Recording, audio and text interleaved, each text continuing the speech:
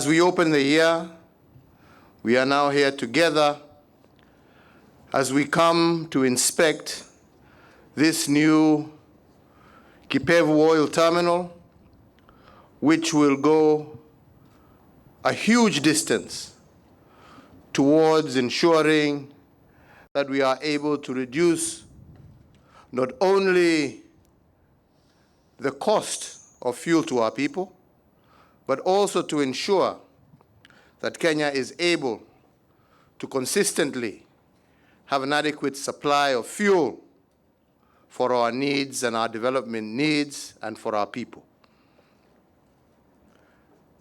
This terminal, once fully commissioned, as you heard from the minister, in a few weeks' time, will result in a saving of almost 2 billion shillings that we are currently paying every year because of demurrage occasioned by the long queues of vessels parked outside our harbor waiting to discharge their product. With the completion of this project, those delays will be a thing of the past, and those benefits will directly relate to the pockets of our people. I believe that this is what development is all about. Many have raised the issue as to why we are going about with the various development and large-scale development projects that we have. And that is because some of us do believe that with infrastructure, with development, we are able to improve our people's ability to do business and ultimately reduce the cost of doing business as well as the cost of living in our country. Our partnership with China is not a partnership based on China telling us what we need. It is a partnership of friends working together to meet Kenya's social economic agenda. The old KOT, which for many years we have struggled with, was not able to meet the demands of an increasing population, to meet the demands of a growing economy. We needed this facility to be able to cater for those demands. And China was there when we asked for partnership in developing it. They were there ready to walk with us hand in hand. And that indeed is what you call a friend. We do not need lectures about what we need. We need partners to help us achieve what we require. Many said that there was no need for us to improve the railway linking Mombasa to Nairobi and ultimately to Kisumu, Malaba, and on to our neighboring countries. Today, millions and millions of Kenyans have benefited through the reduction in cost of travel between Nairobi and Mombasa. During this COVID period, many thousands of Kenyans were able to take advantage of the SGR to travel to Mombasa and to ensure that at least our hotels down here were not closed and our people were kept in employment. That was because of the railway. Our tourism did not sink completely, which it would have were it not for the railway. Today I'll be going to inspect, as we leave here,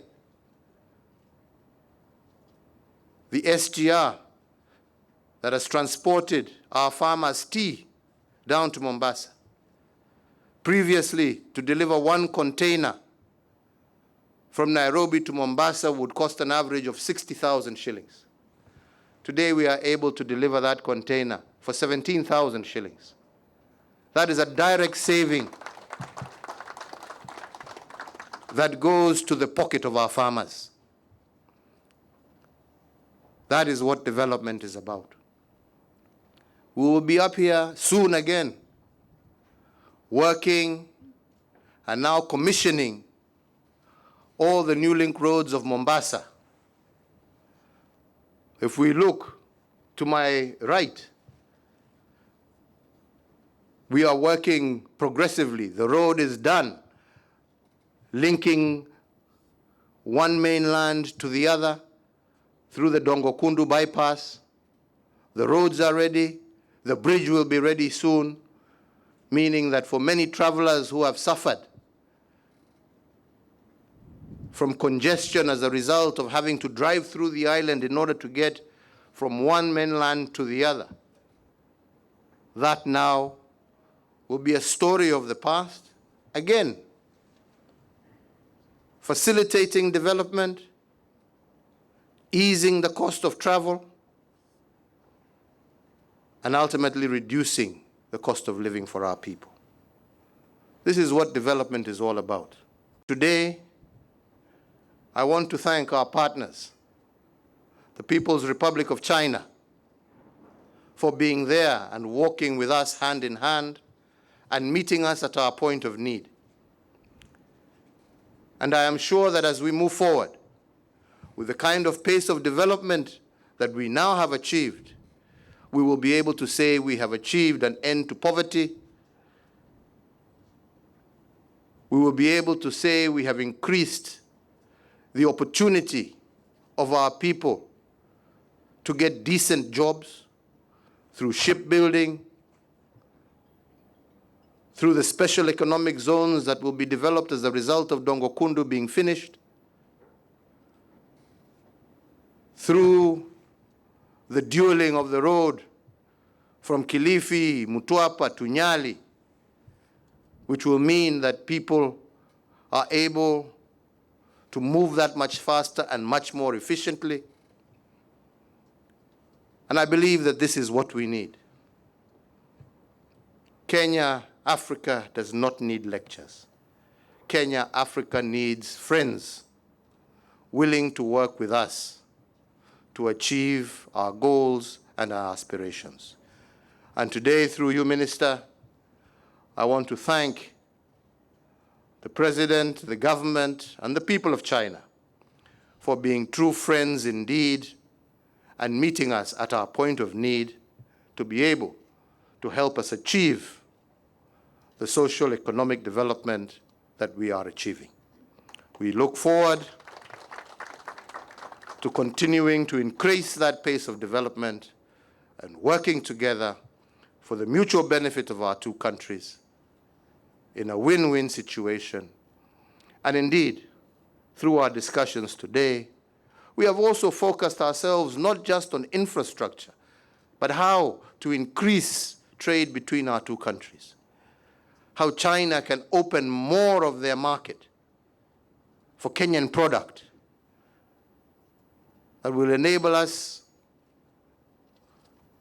to help our farmers get new markets, that will enable us to help our farmers add value to their product, and having access to the huge Chinese market. So these are some of the things that we are working on. We shall continue to work on,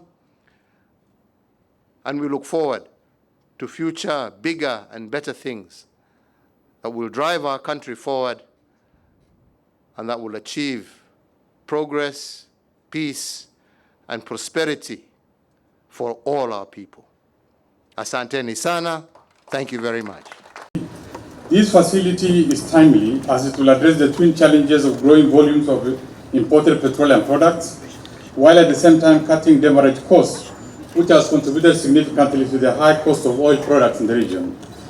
Your Excellency, while thanking you for overseeing the implementation of the many diverse infrastructure projects that support the socio-economic development of our country, I must acknowledge that the significant improvement of the port performance over the last few years has enabled us to move closer to being the regional maritime hub port. This new oil terminal will surely take us to another level of port development on the continent. Tribute to Mr. President, and we believe that such great contribution to Kenya as a country and a nation will be remembered by history. 我们今天在这里见证的是中非之间的真诚的友谊。早在600多年前，中国航海家郑和就率领当时世界上最强大的船队3次来到了蒙巴萨，给非洲带来了友谊和信任，而没有任何殖民和奴役。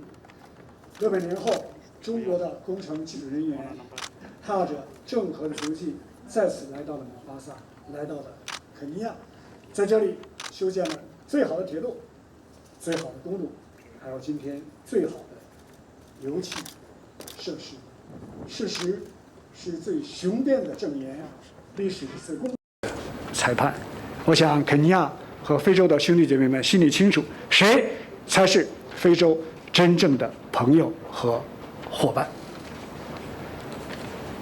We are here to witness the genuine and sincere friendship between China and Africa. Over 600 years ago, the famous navigator Zheng He led the biggest fleet at the time to pay a visit to Mombasa for 3 times. What he presented to the local community was friendship and trust instead of colonialization or slavery. Now, 600 years on, the Chinese engineers and technicians following the illustrious footsteps of navigator Zheng He have come again to Mombasa and helped build the best railway, the best road, and the best oil terminal we are witnessing today. And the facts speak the loudest, and history is the fairest judge. And I believe that our brothers and sisters in Kenya would have the final say who is a true friend and partner of Kenya and Africa. 我们今天在这里见证的是共建“一带一路”的可喜的成果。大家都知道，这油码头技术含量高，施工难度大。中国的企业采取了世界一流的海上平台的作业，同时有效地保护了